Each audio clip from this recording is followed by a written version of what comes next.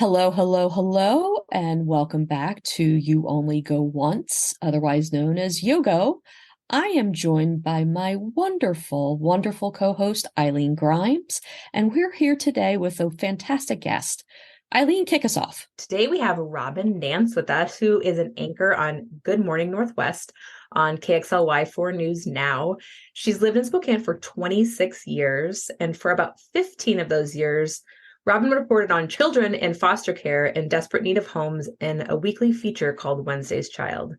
In doing these stories, she was inspired to co-found Teen and Kid Closet in 2007, which caters to children and youth in need, providing them with fashionable, good quality clothing and accessories for free. I have had the pleasure of getting to know Robyn a little bit and going to the open house for Teen and Kid Closet. And you're such a wonderful and inspirational person and just full of this life and really being intentional with being here. And I'm so grateful that you said yes to coming on with us and talking with us today. That's so kind of you. No, it's a pleasure. I'm excited about being here and getting to visit with both of you.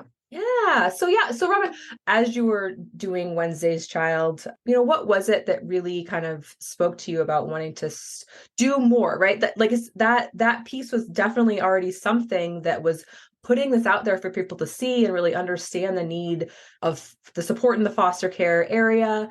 But then to even take it a step further, what was that for you that you found sort of this space to do that? I am so fortunate to be able to be in a position where, when I was moved by something, to actually take action and put it into, out into the world, as you say. So I started doing those stories. I have kind of a history with love for children in crisis and children in care. But by doing the stories, I met some really amazing people. The children themselves, each one of them had something so special within them, and not just the hurt and the trauma, but they were resilient. Yeah, but that there was something more and something that they needed. And I feel like, I was fortunate enough to meet a lot of wonderful foster parents and social workers. And doing one of the stories I was doing, it wasn't about a child specific. It was more about the need for foster parents in smaller rural communities. A lot of times if a kid goes into care in a small community, if there aren't foster homes, they move to a bigger community and they, again, start over with new teachers, new classmates, away from friends. Any kind of, connection they had was gone. And so not only did they have the trauma of losing their parents to the system and all of that stuff, then they lose everything else. So the story was really about recruiting foster parents and getting them in smaller communities. During that, I met this amazing two women who were just amazing, and they were recruiting. They were, one of them specifically had been a foster parent for years and had, dozens and dozens of kids, over 100 kids, I think, in her home at the time. And, in and out, not all at once, obviously. Yeah. And we just hit it off. And after the story aired, we connected and said, hey, there've got to be other things people can do. Not everybody's in a position to have a child in their home, obviously. Right. But there are ways that people can support those kids. So what are some of those ways? So we were meeting for coffee and kind of chatting. Actually, before we met, we'd had a plan to get together. And right like the night or something before we were to meet, ABC News did a story about this girl in Florida who started this boutique for teenagers in foster care in this, I think it was like Fort Lauderdale or some really ritzy community. And she had like amazing little store, and it had like fancy designer things. And it was all specifically for teenage girls in foster care. And I was just mind blown. Like, what an amazing thing.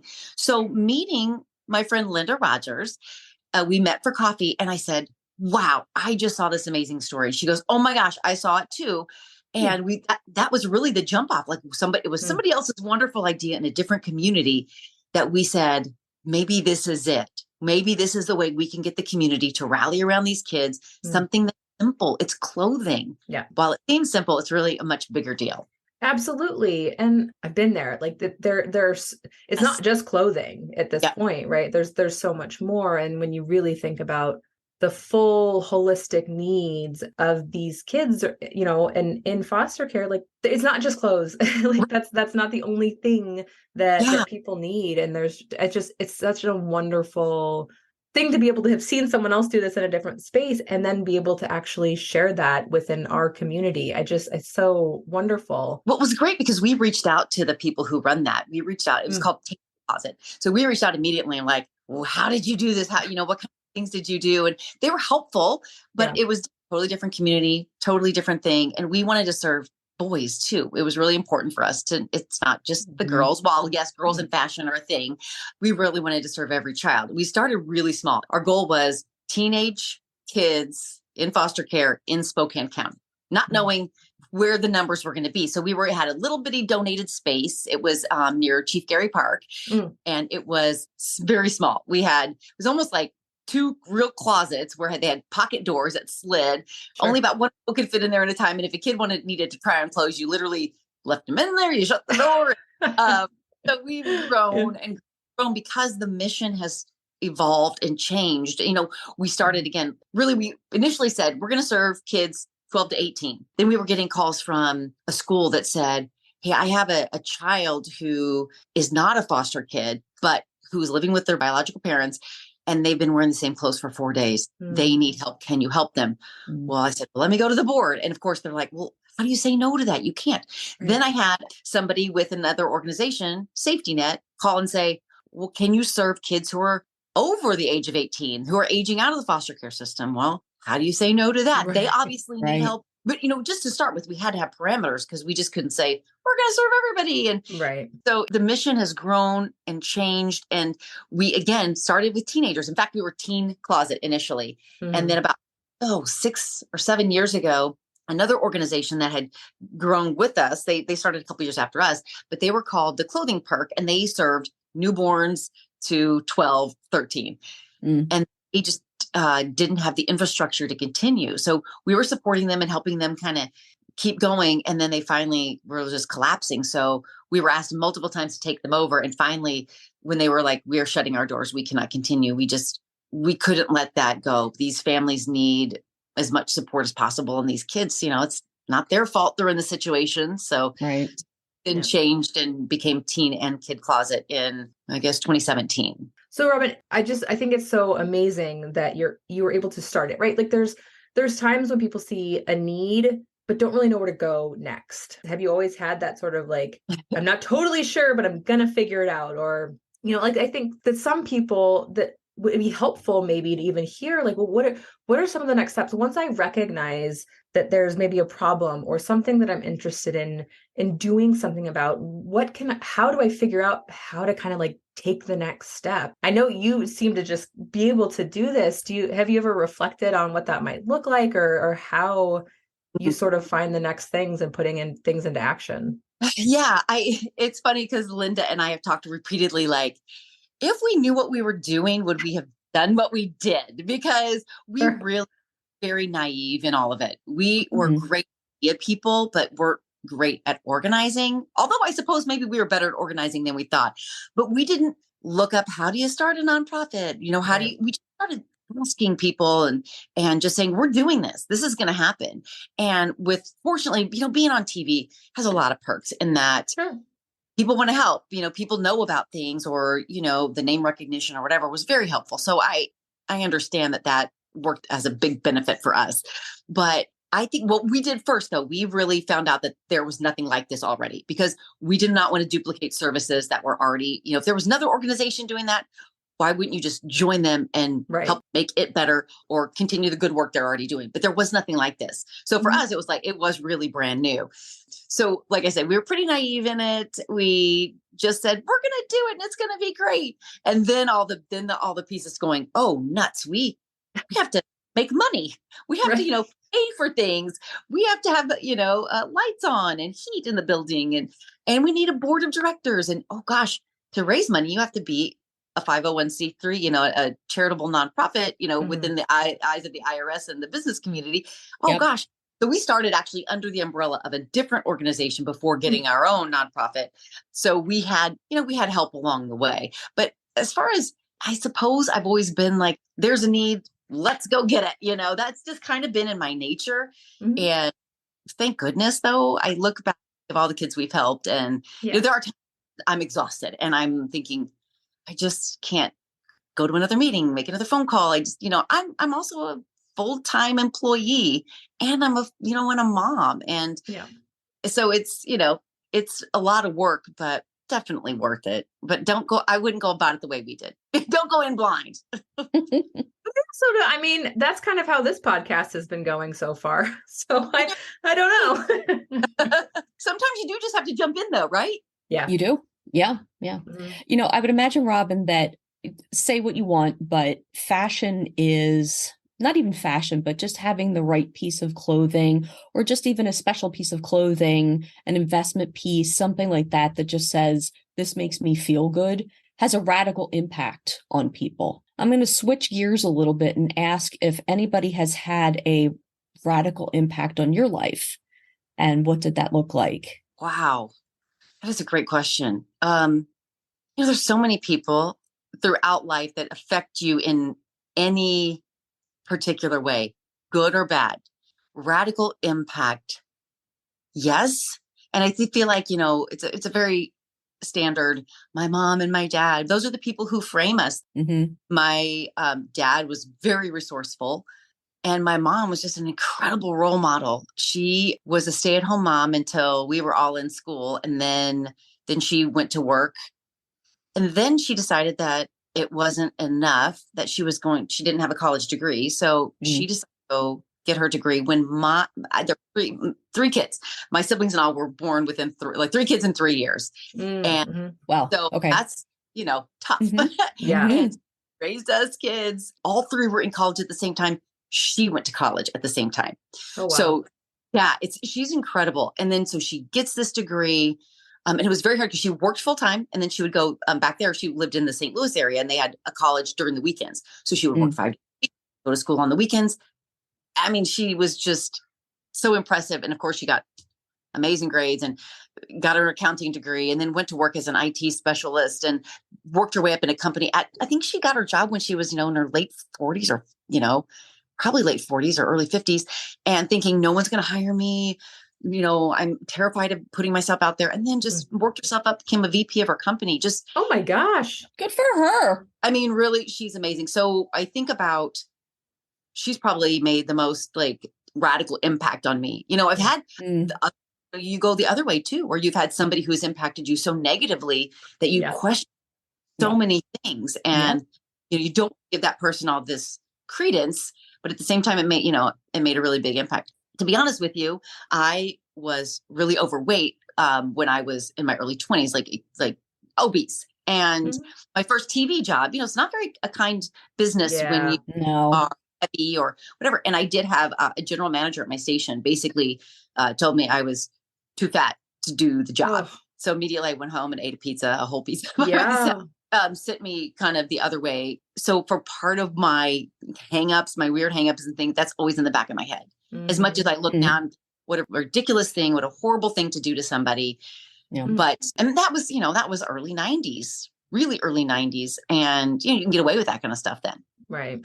Right. Lawsuit. Now you could easily.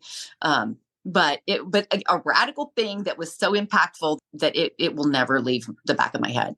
No, words are so impactful. It doesn't have to be something that someone did. I mean, it is something that he did to you, but also just a few words can change your life in one way or another. Yeah. Granted, I kind of can look back and, kind of laugh well, showed you whatever, but it's still there. But I'd much rather think of the good things, the positive people who gave me nudges along the way. That's way more fun. Yeah, of course. Yeah. And even thinking, for me, I love looking at leaders and thinking, I won't do that. Yes. Something I will never, ever, ever do. Yes, for sure. I think it's kind that you've exhibited grace towards that individual, because in my head, there's less than kindness there, but yeah. Well, and the crazy thing is I even approached him and said, okay, at that time, I was dirt poor as a, early reporter, just making no money, deferring student loans so that I could have a car to get back and forth to work. You do all this struggling and piecing things together. And I went to him and asked, could you help pay for a gym membership? I had done. He was like, nah, no, we're not going to do that. It's like, awful. Okay. It was something. Mm. That was then. This is now. Yeah. Yes. Correct. Yeah. And I'm glad the body positivity thing has come around. It's like, no, there is It's not just one type of beauty. Everyone is beautiful. And I'm so grateful to see that. me too. And it's, there's still a lot of it out there. There's Of still a lot of course. pressure, but it is so much more accepting and so much less of a deterrent for people in like my job and stuff. Thank goodness. Yeah. With that, we see things that kind of radically change us or people that have really impacted us, but we can have a huge difference in our own lives by doing things that might be a little impulsive or fun or crazy, if you will. What is the most impulsive thing that you have done and how did it go? Well, I don't do so many impulsive things anymore now at my age. Sure. I enjoy my feet on the ground a lot more. I enjoy just like, I don't want to get hurt, But I will say when I was in my early 20s, I was way more adventurous. First job in TV, it was back in Quincy, Illinois. And we had the World Free Fall Convention there every summer. So random, a tiny little town, maybe 40,000 people. They would have the World Free Fall Convention. People come from all over the world to just skydive and break records. Would do all these formations in the air, and it's like a week long or 10-day long thing. They had a tent city all over the airport and took over the whole town. So fun. So I was out there covering it, obviously, and I went out there and I'm shooting my own video, doing my own reporting, and I go out there just to like, hey, they're setting up, they're getting ready to do it, and I literally one of the people grabbed me and was just like, hey, you want to go up, you want to jump out of a plane? I'm like, oh no. And they're like, yeah, you do. And oh, sign me up. I literally jumped tandem. So I was hooked to somebody else. Oh my gosh. On it. I didn't even I had shoes I had to take off because they were going to fall off somewhere above, Adams County, Illinois. So in the same weekend, I went skydiving and I bungee jumped off of a tower. Oh my heavens. Yeah. So I don't need to ever do it again. Either one. It was just so impulsive and spontaneous that that's not really me. I'm not really a person like that. So for me, I really felt like, oh, this is going to be so great, but I was terrified. And yeah, that was my pinnacle, and everything else has been way more calm. Yeah. I mean, even nowadays, I'm reaching my 40s and there are things that I'm like, that might take me like a week to recover from. So it's real. It's a real thing. Right. It's not as easy to just be like, I'm going to bungee jump and it's fine the next day. No. And I tell you what, bungee jumping was almost worse than skydiving because you can see the ground, and it was terrifying. That was one that never interested me because I was like, it's basically like a whiplash. I mean, you're just you're a rag doll.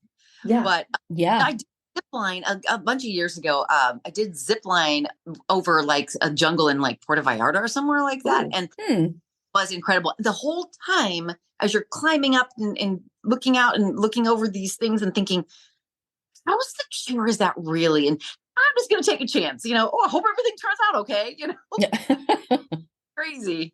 Wow. The zip lines are great. I have to say, at least I feel a little, maybe it's the one little string, but I feel a little bit more in control. I don't know if that's the right word, but I just strap you on pretty good, and you're on this harness and everything feels good. And for us in Puerto Vallarta, there was the guides were going over first. So I was like, okay, they're going over, they're hanging upside down. They made it. We'll be fine. Right. Yep. They proved it. Yeah. You hope it's still. Oh my goodness. That is terrifying. So you didn't even know you were going into this skydiving thing. I'm actually really fascinated, and I didn't know that was a thing. So I'm going to have to look into this whole free fall. Free fall thing. Yeah. Yeah. And then I should say the following year or the next year, there was a death from a professional. So, I mean, that was not the same year that I did it. I believe that was a year or two later. And then it's like, oh yeah, gosh, things happen, accidents happen. And yeah, I mean, you could walk across the street, accidents happen on the, every day, but that's like, you're tempting fate so much by that. Yeah. Yeah. I don't have interest. Not really. Either. I'm good. I've got my son son is 22, and he's wanted to do that for a couple of years. And I just, you know, you're an adult, you can make your decisions, but here are my thoughts on it. And he, being a 22-year-old young man, it's like, whatever mom says, right over his head. Don't, yeah, tear out the other. So, speaking of sort of our younger years, and doing the work you did, I think we talked a little bit about this just in terms of, where you were in your 20s and the part of your career, but yeah, what advice would you have given to your younger self? Maybe not necessarily change anything, but just to, what would you have wanted to tell her that might have been helpful? Well, there are a few things I would tell her. And I think the number one thing I would say is get out of my way, get out of my own way. I know I had these stories about these impulse things. That's not really my personality. I have been scared, especially younger. Like I did not have, it's funny, you see people who are extroverted oftentimes. I'm an extrovert, but I also have all these like fears and hangups and, lack a lot of self-confidence. And as strange as that might seem, when I was in my early career, I was so afraid of criticism and, of embarrassment and stuff. When I look now and I think I should have embraced every bit of constructive criticism. We had a consultant who came to our station. I was terrified to talk. I was like, I avoided him at all costs. Now I'm like, oh my gosh, please, feedback, please. And I wish I had done that early. I would have been a lot sooner.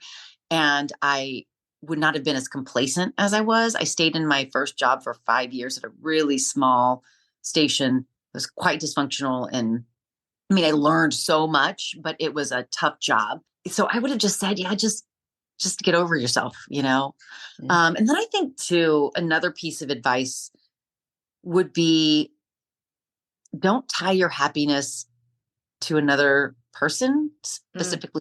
And I felt like I had to, be in a relationship, and I felt like I had to, try to make this person a better person or whatever. I stayed in a marriage for 25 years that wasn't great because I kept thinking it's going to be better. I'm going to help. I'm going to improve this situation and make this person's life better. And this person's going to make me better. And that was just a ton of the same, it wasn't, I would just say, don't do that, focus on yourself.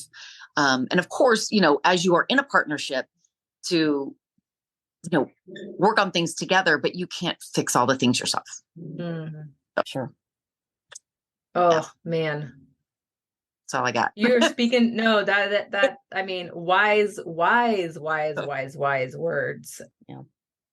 And it's so hard. And especially if you're one to care and have deep empathy for other human beings. And obviously you do, even with the work that you do, there's so much there, and finding your side of the street and knowing which one's yours is really difficult and hard to do when you feel other people's emotions and you want to make the world a better place too, right? So like, of course you're going to want to try to do that with your partner, but it's not necessarily always the best and most healthy way.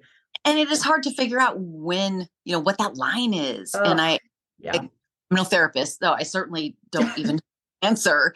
But I think, when we ignore the red flags too, in my relationship, there was tons of red flags. I refused to consider. So, I mean, we live and we learn. Sure. Well, in hindsight, it's 2020. Exactly. That's a fact. That is a fact.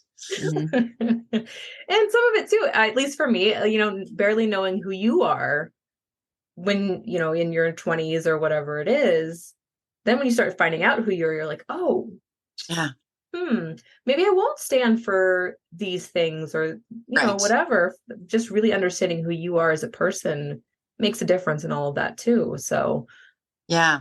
And advice I think would be just to don't be in such a hurry. I think that was my thing too. Like I always wanted to be married and be a mom. I wanted kids so badly. Instead of like, why would you hurt?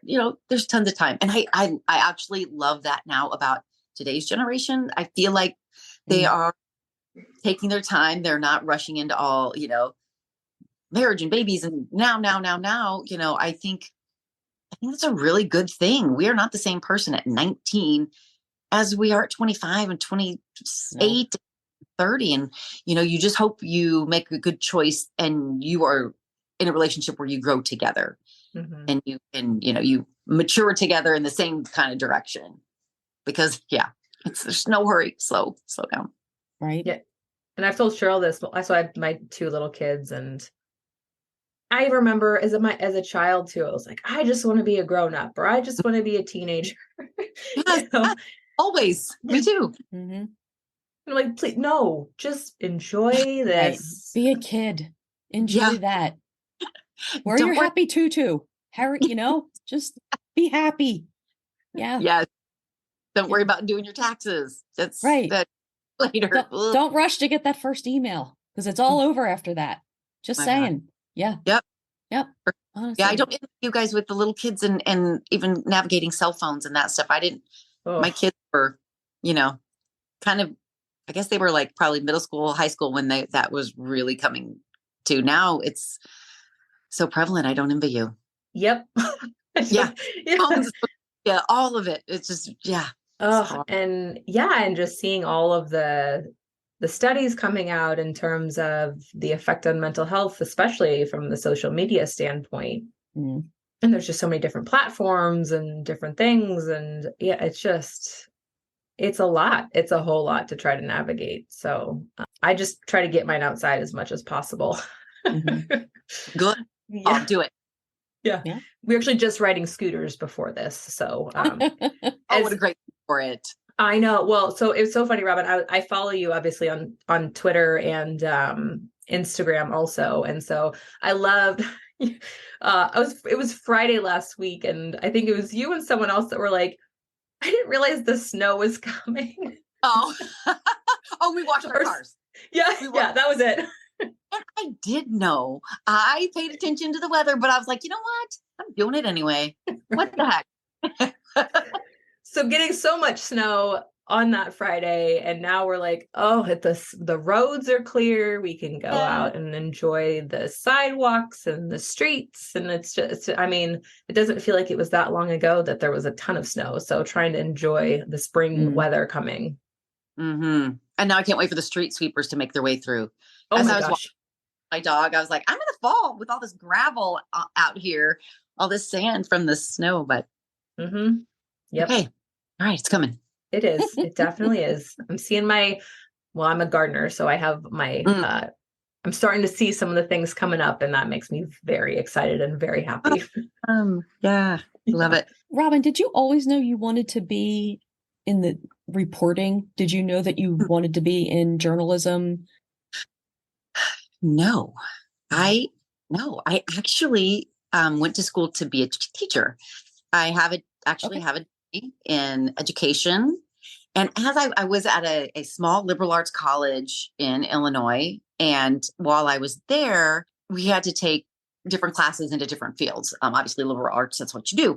And while I was asked to be in a video that these TV students were doing, hey, can you be in our music video? I'm like, you're shooting a music video for class? And this, of course, in the world of MTV, was like, this is the greatest ever. You guys are getting credits for this. I better take this.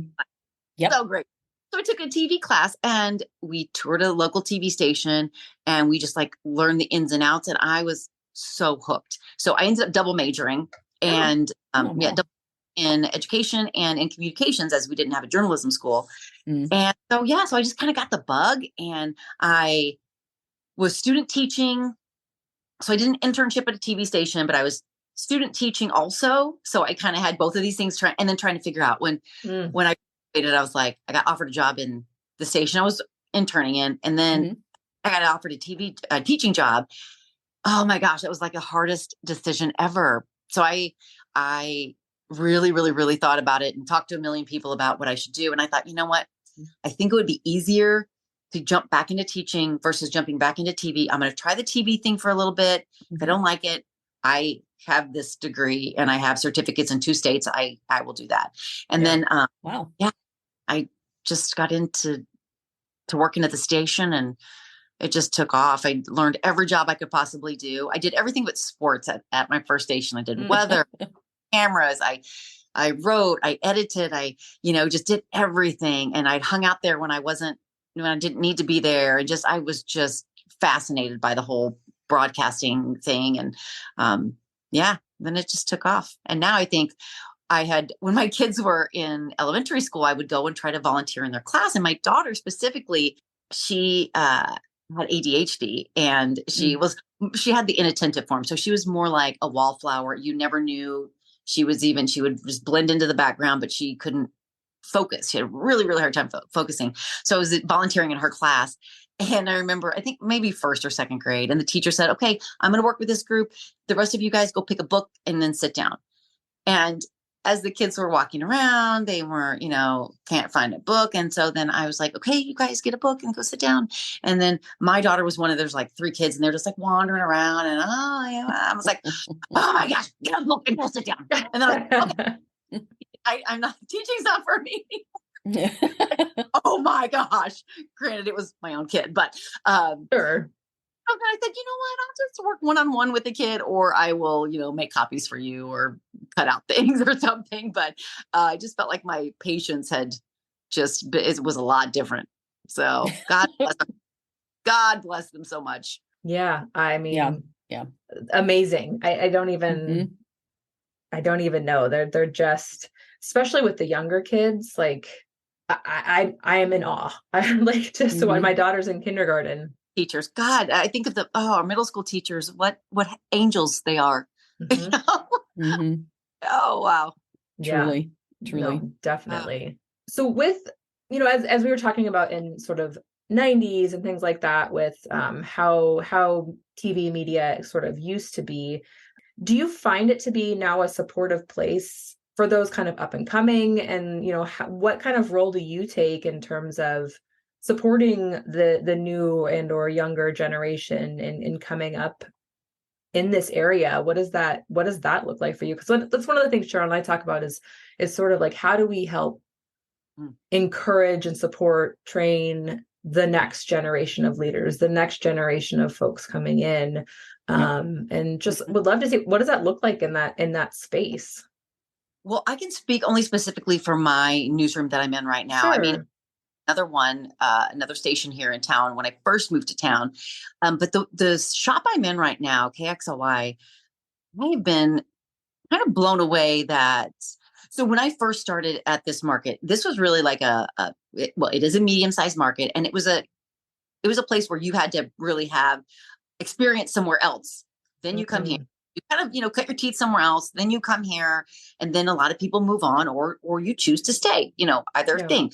Now we're hiring kids straight out of college and had that small market experience. Very, very few have. I mean, we do have some people who have experience, but it's rare right now. I know we're looking at a girl who's still in college right now. So as soon as she graduates, we're trying to get her to come here, and it's mind blowing. It's mind blowing. So when they come here, they are so green. Yeah.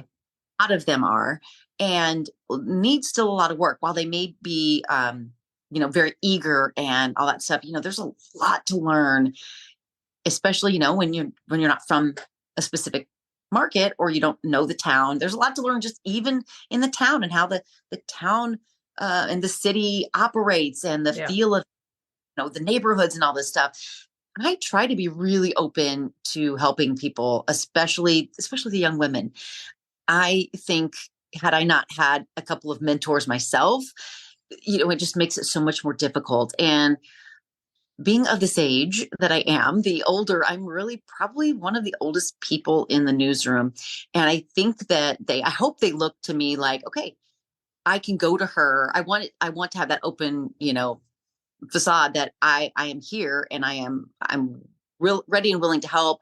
I hope that they feel that without being judged or any of that stuff, because I understand what it's like when you're starting out and you just want to do a great job, and you are, embarrassed about some feedback and things like that. I Right. get that. So I feel like I try to be delicate to a point, but also not coddle. So, and that's kind of an interesting point, part to be in. But yeah, I just hope that they know that they can come to me, and I try to do that.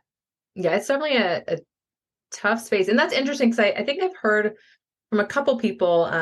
I talked to Tara Rosenblum, who works out in New York. And so, similar kind of situation where she's like, you don't just come out of school Yeah, and get a job here. Like that's not yeah, how it works. So it's just fascinating to kind of think through what that looks like. And I mean, we even see it. So, during our full-time jobs, within sort of in IT space, we see a lot of contracting opportunities that we work with folks, but like in trying to bring in new people when you don't have as many of those entry level jobs, it's like, well, how do we get the next generation to be the managers, to be the next people that are in charge when we have sort of these structures? It's just an interesting sort of problem, and trying to be as encouraging and supportive as possible in the ways that we can, and work around or through that. So I think like we're really lucky. We have a news director who I feel like she is like a born teacher, like a born leader. mm, She's really, and somebody who just gets her hands dirty. So I think a really great example. So I hope also like that filters down, like we see what kind of leadership she brings to our newsroom. And, gosh, if she's willing to make these phone calls and write these stories and do all this stuff, gosh, we all should be doing that and more. And then the next person down, you just hope that filters down. And I think it does. But the leadership, I feel like I'm in a really great spot. It's so important to see that from leadership, to be able to say, like, I'm human. I'm going to roll up my sleeves, Yep. and I'll get as involved because the story is important and the people are important who are impacted. Yeah. It's kind of a mix out there, right? You have some people that are just like, I made it, haha. Yeah. And then there are others that are like, I made it, like, here's how I did it, come with me. And I love that your organization is the latter. And that's really encouraging to hear. Yeah. I've been watching, so I got a free subscription from a certain phone computer company. And they have a show on called The Morning Show. Yeah. And it looks pretty cutthroat. Yeah. So it's really interesting to hear. It's actually very comforting to hear that your newsroom and your station is very welcoming and inclusive, because you often think, I would almost think, like, watching some of those shows, it's almost like, why would you even want to do that job? It's so funny because we're all watching it too, and we think like, I wonder if the big market, like the big markets are like that. Is this at all realistic? Like what of that is realistic? Because it's nothing like that for us. Right. Yeah. And I get, right, it could be over the top. It could be like, it could be pure fiction, but I've been watching it with such interest because I think, oh dear, this is really, wow. And there's that whole thing around, having the fresh face come in and that other person being very deprecating. And it's just a fascinating watch. It's fascinating to me that you're watching it too, because yeah, it's good. It's good drama. It's fun though. It is fun because we do look at that and like, gosh, I wonder if like how many producers they have and how many, staff of this. And oh my gosh, I would love for somebody to do my makeup and drive me to work and, do my, we got none of that. Not that way. Do you watch it? So I've talked to like doctors and things who have watched like Grey's Anatomy or things like that. And they're like, that is not how it works. That is not how you put your gloves on, or that, right? Do you see any of that with the show? Oh gosh. Yeah, I'm trying to think of what I have watched and I've been like, oh, please. Oh, come on. I can't think of anything specifically right now, but there have been. Yeah. No, I've watched stuff before. I'm sure there's been like IT things. I'm like, no one. Yeah, nobody does that. Right. I That like the doesn't ones where happen. they show people typing and I'm like, nobody types that fast. Like that's not possible. And you're not hitting keys. What are you doing? So it's fun. It's a fun thing to see. It is. Um, Robyn, Yes. throughout your career in Mhm. this, is there one story that sticks out to you as your favorite? Oh, wow. Oh, that's so good. Actually, yeah, oh gosh, I've had so many, especially because I did Wednesday's Child for so many Yeah. years, Mm-hmm. so many kids. But my favorite story that I ever did, I believe, was during the height of the pandemic. I was allowed to go into the ICU. Mm-hmm. Mm. No one had been allowed in. Like they were not allowing TVs in, cameras in, reporters, nothing. And it was, I think it was September of 21, maybe when the pandemic had been going for so long and people were starting to get so frustrated and starting to take things out on our healthcare providers who were in Mm. there Yeah. just inundated day in, day out. So they finally, the hospital, Sacred Heart, finally said, we will allow one station, one reporter, one camera in here to tell the story. Mm. So I was so honored to be that person. So a Yeah. photographer and I went in. They let us spend hours in there, and they picked a couple of nurses and said, these people are comfortable to talk on camera. However, if you want to talk to anybody else who's willing to talk to you, as long as you're not getting in their way, but they're willing to talk to you, you can. So Mm. we were there just like a middle of the week morning. We were there for a few hours, and it was incredible. The people who were like dying of COVID, who were, they had with like the hazmat gear and like full PPE. We watched them change in and out, going in and out of rooms. They had like special air filtrations in some of the rooms. They had Mm. all these people on ventilators, and they had to like turn their bodies over, roll their Wow. bodies over, and it took a whole team of people. Anyway, that to me was the most impactful and the story that will live with me forever, because these people were working so hard to save lives, and people on the outside were berating them, Mhm. basically saying, fake news, you're not this, and and they're in there having to call people's families Yeah.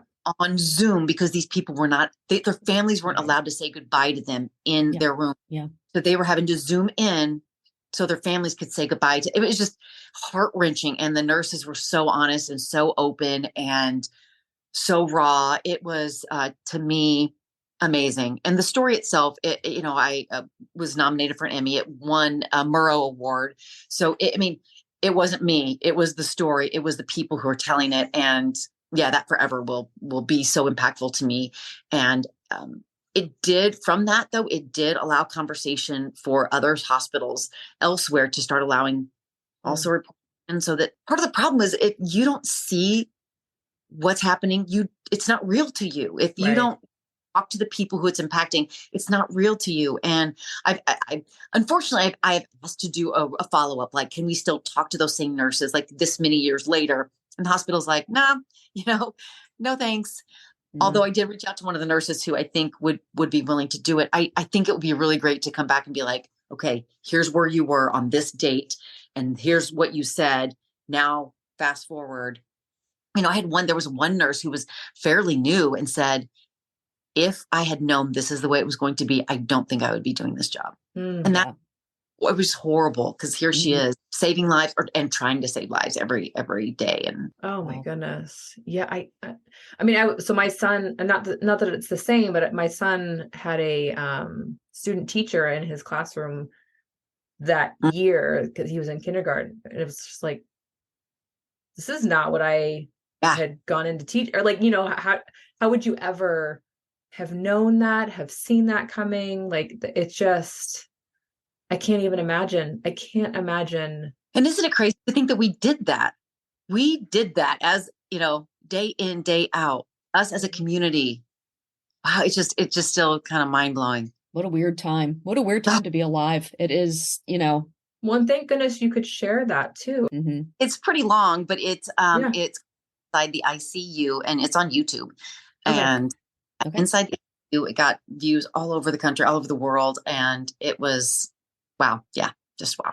Yeah. Okay. So we have I know we're cutting it close to the end here. My goodness, we could probably talk for so much longer. Went fast. Right.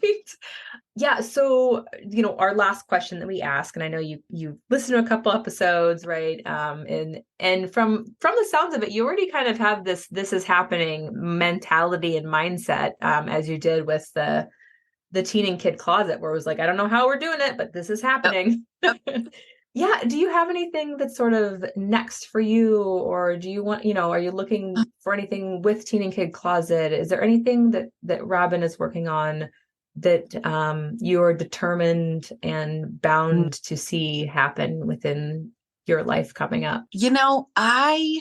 I have some things. I've always wanted to travel, and I have really put that on the back burner. I just haven't, because I have kids and I have expenses, and to me, money was always the thing that held that up.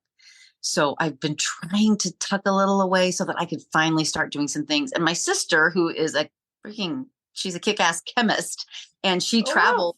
Yeah, she's impressive. And she travels the world. And so I've been jealous of her. So she actually just messaged me yesterday and said, hey, I'm going to Germany in April. You want to come? And I said, and normally I would a million times been like, oh, that sounds amazing, but I can't. I've got to do this. I've got to do that. And I said, yeah, I'm going to go. Good. And then I looked at prices of tickets and nearly fell over, but I said, figure it out.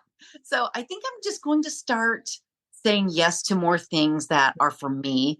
I've taken care of, my kids are now older and I'm still doing stuff for them, but I've focused so much on them and their things. And I think I'm going to finally start just saying, okay, I'm going to do some stuff for me. And this is kind of like my first one. I'm really excited about it.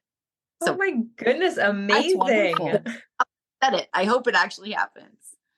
Definitely. Cheryl and I were actually talking recently about going to see the German castles. So if you do that, you'll have to report back. Please and let us know. Yeah. Yes. I totally will. I'll put that on our list. Been, a bunch of times before. And she said, well, where do you want to go? I said, anywhere. I don't care.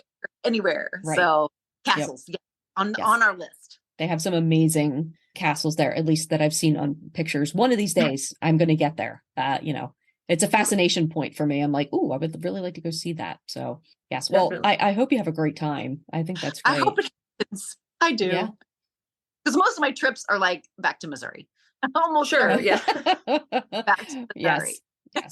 So it's funny. That was so we lived in Colorado when I was younger, and that was summer vacation, because we had, there were, I'm one of 6 kids, and we would drive in the van from Colorado to Illinois and Missouri. That was summer vacation for us. And I actually loved it.